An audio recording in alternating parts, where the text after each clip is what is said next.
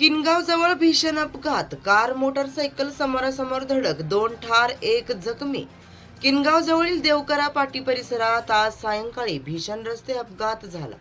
Car आणि motorcycle यांच्यात समोरासमोर जोरदार धडक होऊन 2 जणांचा जागीच मृत्यू झाला, तर 1 जण गंभीर जखमी झाला आहे.